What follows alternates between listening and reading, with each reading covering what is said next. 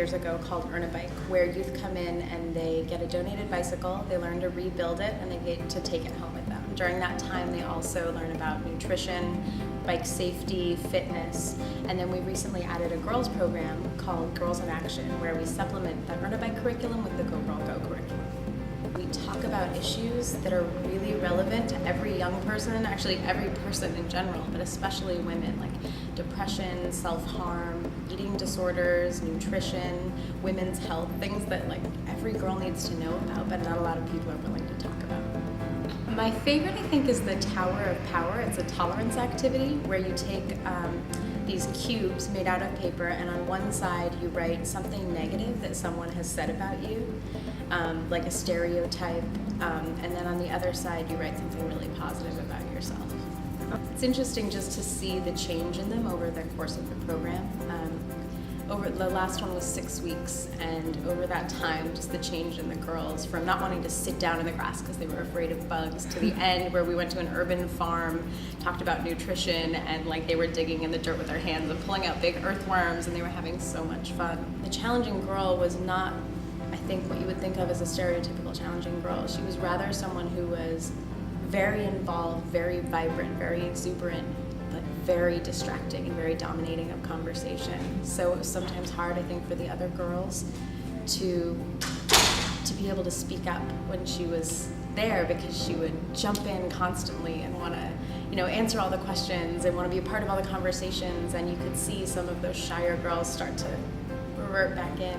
So we really had to work with her in subtle ways for her to start valuing what other people had to say, that maybe she would learn something from what other people had to say. And so that's kind of how we dealt with that challenge, was allowing other people to have a chance to speak and allowing her to understand the value in other people's feelings and thoughts.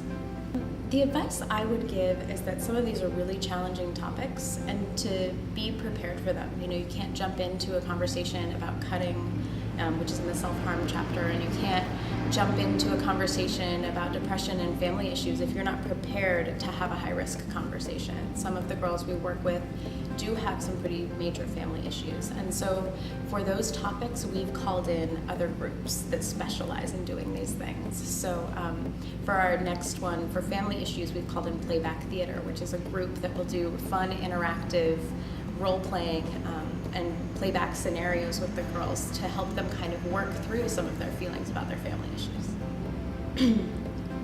One of the most proud moments was the day of the Bike-a-thon, which is an annual Bikes Not Bombs event, where there's 3 different rides. There's a 15-mile ride, a 25-mile ride, and a 62-mile ride. They're a fundraiser for Bikes Not Bombs, and we got half of the girls in the Girls in Action group to go, and they rode the 15 miles in the Bike-a-thon, which was more than any of them had ever ridden in their lives.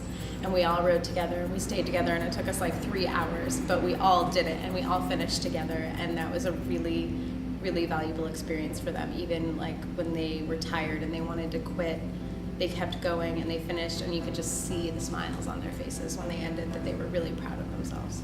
I got an email from a parent telling me that he looked forward to every day he could pick up his daughter from our program, because he learned that it wasn't just about biking, or it wasn't about, like learning about women's health. He said she was like learning the skills that she needed to become a woman. And he said that every day that he picked her up, she was so excited, and she was telling him stories, and she was telling him about bike parts and bike mechanics and this gross thing she learned in, women's health ed. And so it was really amazing to hear that from his perspective, to see that he had seen that she had changed. Contact us anytime at Bikes Not Bombs, and we'll get your youth signed up for the program.